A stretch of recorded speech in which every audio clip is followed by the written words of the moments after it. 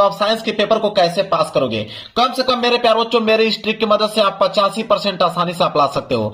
आज की इस वीडियो में यही बताने वाला हूं मेरे प्यारे बच्चों कि अगर आप विज्ञान में अगर आप लोगों को कुछ भी नहीं आ रहा है तो विज्ञान के पेपर को आप कैसे पास करोगे। मेरे पास यहाँ पे 2026 बोर्ड का एक पेपर है और इस पेपर को मैं खुद सॉल्व करके आप लोगों को दिखा दूंगा सामने से कि कैसे इस पेपर को मैं पूरा का पूरा सॉल्व कर दूंगा बिना पढ़े बिना याद किए केवल ट्रिक से। मेरे प्यारे बच्चों अगर हम बात करें साइंस में तो साइंस में दो टाइप के क्वेश्चन बनते हैं। एक आता है आप लोगों का ऑब्जेक्टिव प्रश्न और एक आता है आप लोगों का सब्जेक्टिव प्रश्न और दोनों ही टाइप के क्वेश्चन का मैं आप लोगों को ट्रिक बताने वाला हूं। ऑब्जेक्टिव का तो एक ऐसा ट्रिक आप लोगों को बता दूंगा कि अगर 20 नंबर का अगर आप लोगों का ऑब्जेक्टिव है तो 20 में कम से कम मेरे प्यारे बच्चों आप 18 से लेकर 17 नंबर के बीच आप कर पाओगे।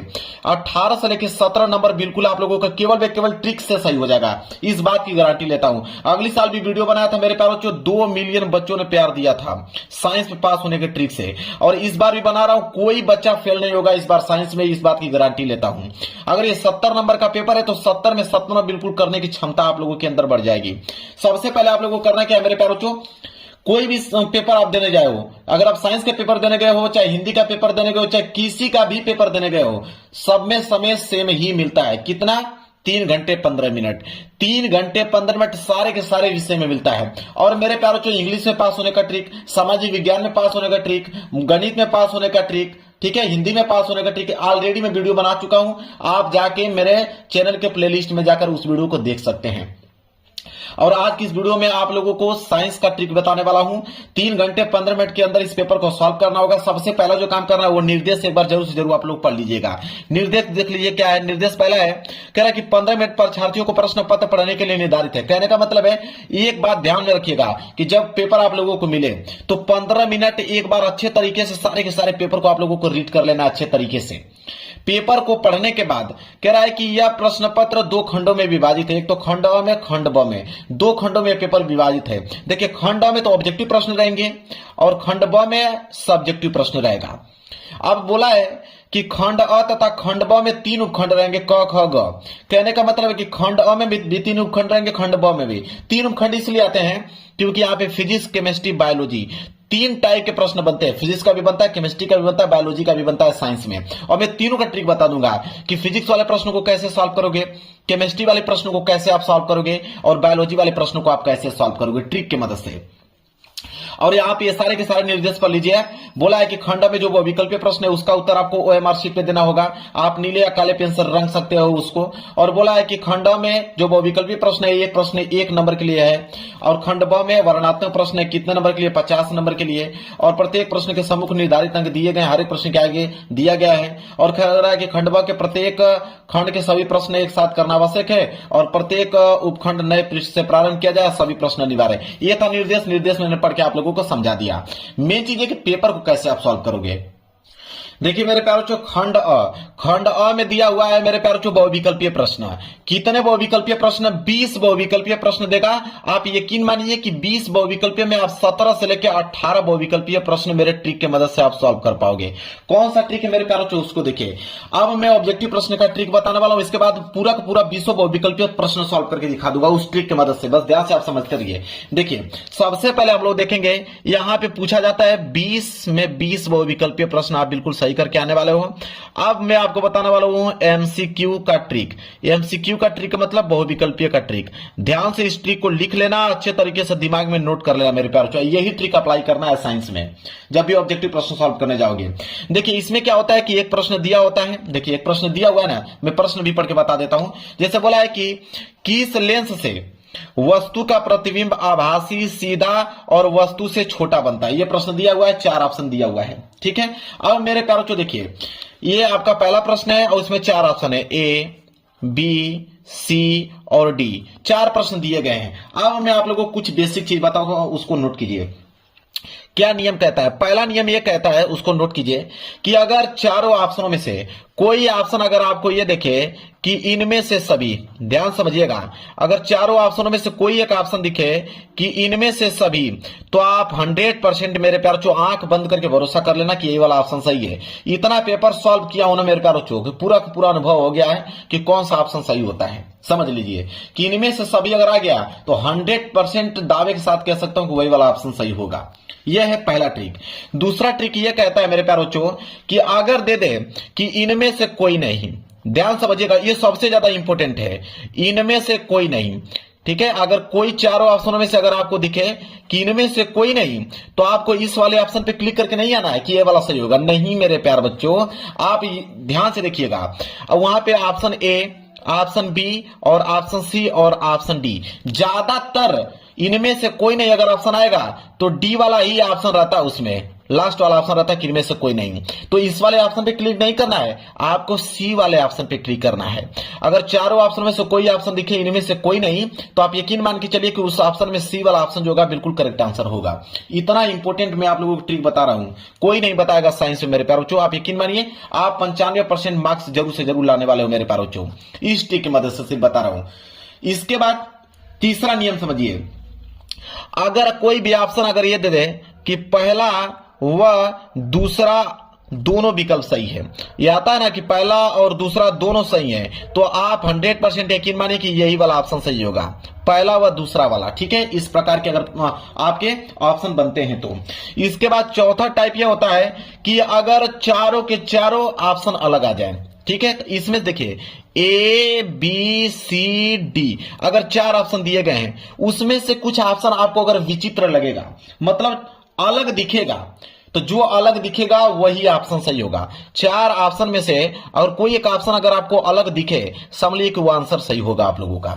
इस तरह के अब इस तरह के टाइप के प्रश्न बनना स्टार्ट हो गए मेरे प्यारे बच्चों।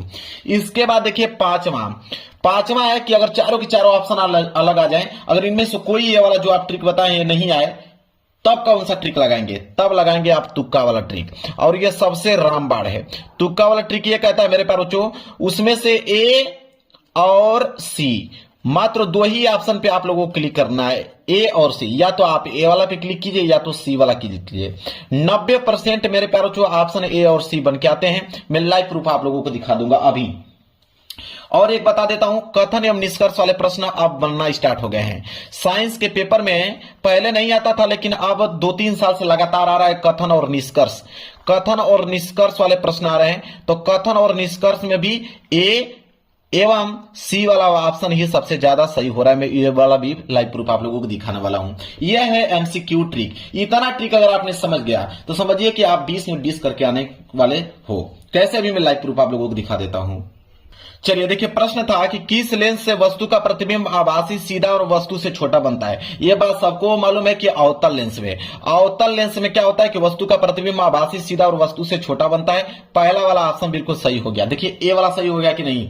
दूसरा प्रश्न भी देख लो कि एक गोलीय दर्पण की वक्रता केंद्र तथा ध्रुव के बीच की दूरी 20 सेंटीमीटर है। मतलब वक्रता केंद्र और ध्रुव के बीच की दूरी को हम लोग आर कहते हैं। तो आर बराबर दिया हुआ है 20 सेंटीमीटर। अब बोला है कि दर्पण से ध्रुव से फोकस दूरी क्या होगी, मतलब एफ का वैल्यू। तो एफ बराबर क्या होता है r/2, आर का आधा कर दो तो 20 का आधा करोगे 10 सेंटीमीटर। मतलब देखिए सी वाला ऑप्शन जो है बिल्कुल राइट आंसर हो गया। तो ये उस पे ए वाला सही हो गया और इसमें सी वाला हो गया। और आगे देख लो, कोई दिक्कत नहीं है। तीसरा देख लो कि प्रकाश की किस घटना के कारण आकाश नीला दिखाई पड़ता है। सबको मालूम प्रकीर्णन के कारण। देखिए सी वाला ऑप्शन जो है बिल्कुल राइट आंसर हो गया। चौथा देख लो क्या है, कह रहा है कि एक लेंस की क्षमता अगर 2 डायोप्टर है और इसकी फोकस दूरी सेंटीमीटर में कितनी होगी, तो मेरे प्यारों 50 सेंटीमीटर होगी, प्लस के 50। ये वाला ऑप्शन जो है बिल्कुल सही हो गया। ये वाला देख लो कि फ्यूज तार को निम्नलिखित घरेलू विद्युत वितरण के किस तार को श्रेणी क्रम में जोड़ा जाता है, जीवित तार को। सी वाला ऑप्शन जो है बिल्कुल राइट आंसर हो गया। अब मेरे प्यारों चोप यहां पे आप देख लो, 5 मैंने बताया, 5 के ही आप देख पा रहे हो यहां पे ए और सी सही हो रहा है। तो आप यकीन मान के चलिए मेरे प्यारों चोप, कोई दिक्कत नहीं है। जो मैंने ऑब्जेक्टिव प्रश्न का ट्रिक बताया उसको अगर अप्लाई आप करते हो 100%, आगे भी देखना चाहते हो कोई दिक्कत नहीं है। बहुत सारे बच्चे कहेंगे आगे देख लीजिए। मान लीजिए ये वाला है, कह रहा है कि यदि शक्ति, कार्य तथा समय के मात्रा क्रमशः x1, x2, x3 से प्रदर्शित किया जाए तो निम्नलिखित में कौन सा संबंध सही है। तो इसमें से जो संबंध सही है मेरे प्यारे बच्चों, वह आपका बी वाला कि x1 × x3 = x2। ठीक है, यह वाला सही है। तो एक आध मैंने कहा ना कि कम से कम 20 में 3 प्रश्न अलग हो सकते हैं, लेकिन 17 से लेकर 18 क्वेश्चन सही कर दोगे। जैसे अगला प्रश्न देख लो, इसमें तो मान लीजिए 20 सही है। ये वाला देख लो, सातवां है कि एक चालक में अगर 10 एम्पीयर की धारा प्रवाहित होती है और इसके संगत 2 सेकंड में प्रवाहित होने वाले आवेश की मात्रा होगी। अब आपको मालूम है कि Q बराबर क्या होता है, IT। आई का मान कितना दिया हुआ है 10 एम्पीयर और टी का मान कितना दिया 2, 10 गुणे 2, 10 दूनी के 20 कूलाम। मतलब देखिए सी वाला ऑप्शन जो है बिल्कुल राइट आंसर हो गया। तो इसका सी सही हो गया कि नहीं। आपको मैं विश्वास दिला रहा हूं मेरे प्यारे बच्चों कि ए और सी ही सबसे ज्यादा सही होते हैं। ए वाला भी देख लो, प्लास्टर ऑफ पेरिस का सूत्र क्या होता है, सबको मालूम कि प्लास्टर ऑफ पेरिस का सूत्र होता है कि CaSO4 हाफ H2 होता है। ये वाला इसका सही हो गया कि नहीं। आप ये वाला देख लो, पीएच का मान अगर 8.5 वाला विलियन होता है तो अगर 7 से ज्यादा हो जाता है मेरे पास जो क्षारीय होता है। देखिए ये वाला सही हो गया, हो रहा है कि नहीं। ये वाला भी देख लो, ये वाला भी देख लो मेरे प्यारे, यहाँ पे यह है CH3 single bond CH, CHO का IUPAC नाम क्या होता है, ठीक है, यहाँ पे ऐसे है। तो इसका जो IUPAC नाम होता है मेरे प्यारे, वो होता है 2 मेथिल प्रोपेनल, सी वाला। मतलब इतना मैं ज्यादा बता रहा हूं। अब देखो 10 प्रश्नों में से मात्र एक ही ऐसा प्रश्न था जिसका बी वाला सही हुआ, बाकी सबका ए और सी सही हो रहा है। मतलब इतना कॉन्फिडेंस आप लोगों के अंदर हो गया कि आप ए वाला सी पे ही क्लिक करके आना, आप लोगों का सही हो जाएगा। अब हम बात करते हैं सब्जेक्टिव वाले प्रश्न का ट्रिक लेकर। देखिए मेरे प्यारों चूक करना कि आप लोगों का, देखिए खंड ब, और खंड ब में दिया हुआ है मेरे प्यारों वर्णात्मक प्रश्न। वर्णात्मक प्रश्न को सॉल्व करने का एक ही ट्रिक है मेरे प्यारों, वह है आप लोगों का मेरे प्यारों कीवर्ड। अगर कुछ भी अगर आप लोगों को नहीं आ रहा है तो आप कीवर्ड को पकड़िए, कीवर्ड की सहायता से आप सारे के सारे प्रश्नों का जवाब दे पाओगे। जैसे मान लीजिए प्रश्न 21 है कि दृष्टि दोष किसे कहते हैं। PQR 3 व्यक्तियों में दृष्टि दोष के निवारण में प्रयुक्त लेंसों के नाम आप लोगों को लिखना है। अब मैं आपको बता देता हूं, कोई दिक्कत नहीं है। अब मेरे प्यारे बच्चों यहां पे बोला कि दृष्टि दोष किसे कहते हैं। अब आप इतना दिमाग आप लगा लीजिए, कीवर्ड क्या है, दृष्टि दोष। दृष्टि दोष का मतलब होता है आंखों का दोष। तो आप देख लेना दृष्टि दोष किसे कहते हैं, जब आंखों से नहीं दिखाई देगा, या तो आपको दूर की वस्तु नहीं दिखाई देगी या तो नजदीक की वस्तु नहीं दिखाई देगी, तभी तो आपकी आंखों में दृष्टि दोष होगा। बिल्कुल उन्हीं के बारे में लिख लेना कि दृष्टि दोष उसे कहते हैं जब हमारी आंखें कमजोर हो जाती है, दूर की वस्तु भी स्पष्ट नहीं दिखाई देती है, निकट की भी वस्तु स्पष्ट नहीं दिखाई देती है, उसे हम दृष्टि दोष बोलते हैं। बात खत्म।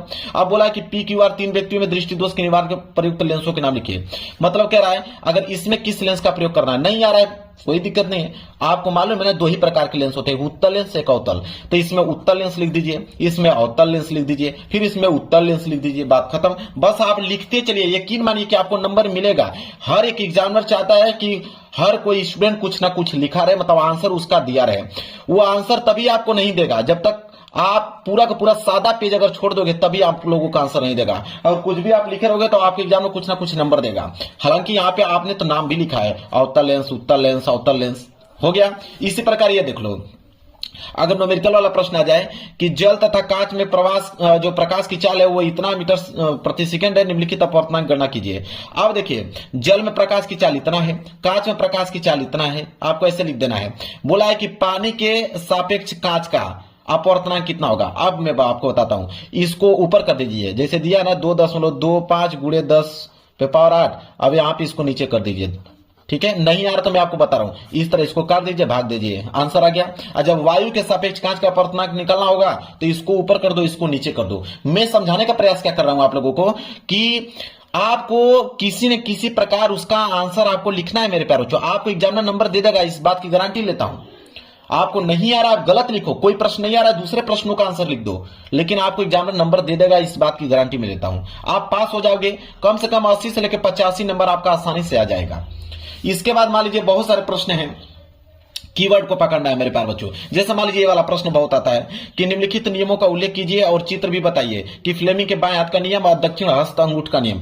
तो फ्लेमिंग के बाएं हाथ का नियम, आपका बायां हाथ देख रहे हैं, बायां हाथ को रख कर कापी पे उसको नोट कर लीजिए और उन हाथों के नाम आप लीजिए कि मध्यमा उंगली कौन है, अंगुष्ठ किसे कहते हैं, तर्जनी उंगली किसे कहते हैं, उसी में ठीठा आप बना लीजिए, ठीक है। ऐसा आप करना है। दक्षिण हस्त का तो आपको या इसमें बाएं बनाए तो इसमें दाहिना हाथ बना लीजिए, समझ रहे हैं। बस ये काम कुछ ना कुछ कर कर आप लोगों को उन्हीं के बारे में कुछ ना कुछ ऐड करके लिखना, आपको नंबर मिल जाएंगे। मैंने क्या बात किया, कीवर्ड का।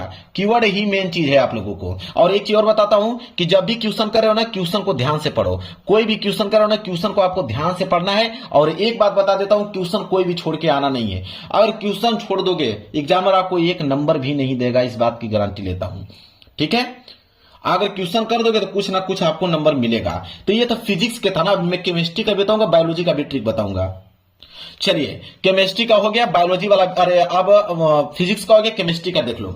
केमिस्ट्री में कौन सा दिमाग आप लगाओगे पास होने के लिए? जैसे बोला कि एथेनॉल के 2 रासायनिक गुणों के रासायनिक समीकरण लिखे। आपको रासायनिक समीकरण मालूम है नहीं कि मैं करूं क्या? कोई दिक्कत नहीं, एथेनॉल पूछा ना, कुछ भी CH2 plus CH3 dot COOS2 plus CH3COOCH, बात खत्म। इसी तरह लिख दो, एक और उसी में जोड़ के इसी तरह लिख दो, बात खत्म। इसी तरह एसिटिक अम्ल के 2 रासायनिक गुणों के रासायनिक समीकरण लिखे, तो एसिटिक अम्ल आप कुछ भी लिखते चलिए मेरे प्यारे, जो कोई दिक्कत नहीं है। आप लिख दीजिए CH5, फिर कोष्टक में CH whole twice plus CH3, फिर सिंगल बॉन्ड CH2, ठीक है, ऊपर लिख दो CH3, ऐसे बस आपको बनाकर लिखना है। यहाँ पे कोई ना कोई रासायनिक समीकरण दो ठे, इस तरह दिमाग आपको लगाना है।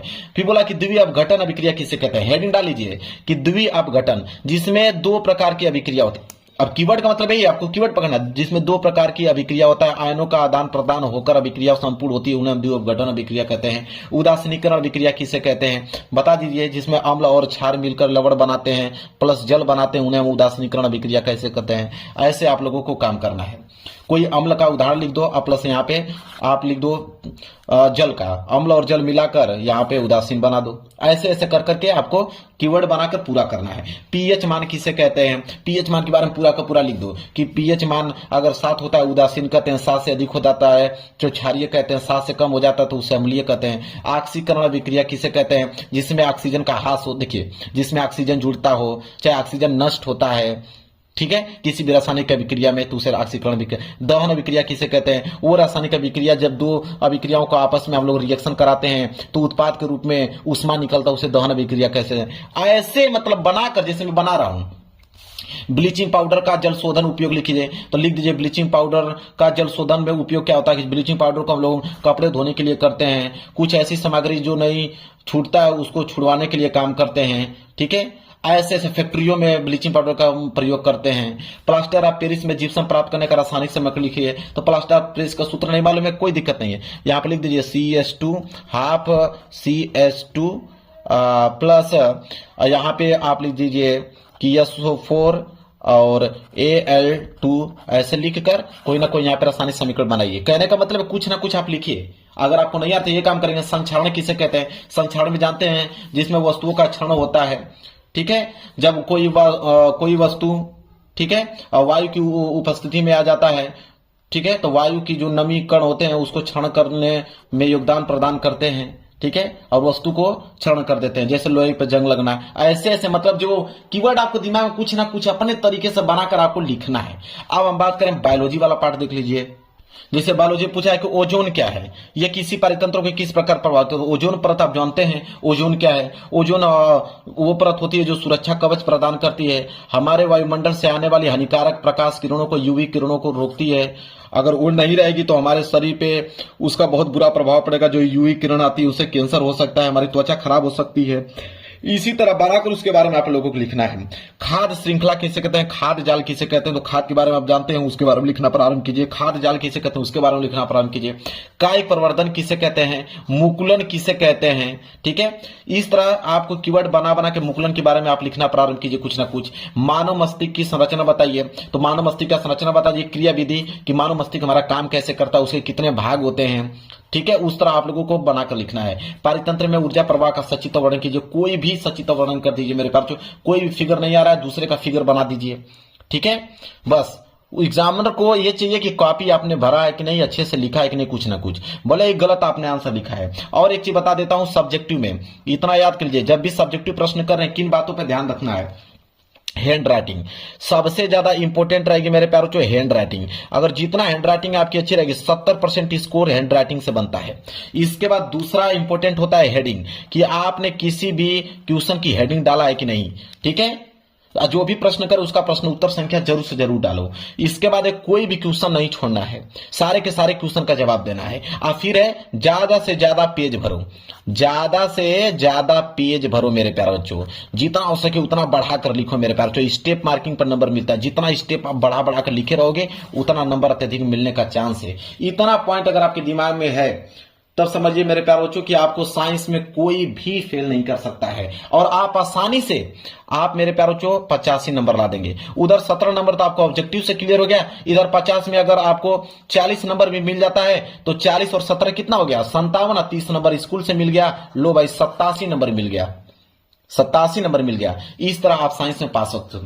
वीडियो पसंद है तो लाइक कर देना, चैनल पर नए हो तो चैनल को जरूर सब्सक्राइब कर लेना। मिलेंगे एक प्यारे से नेक्स्ट वीडियो में, तब तक के लिए धन्यवाद।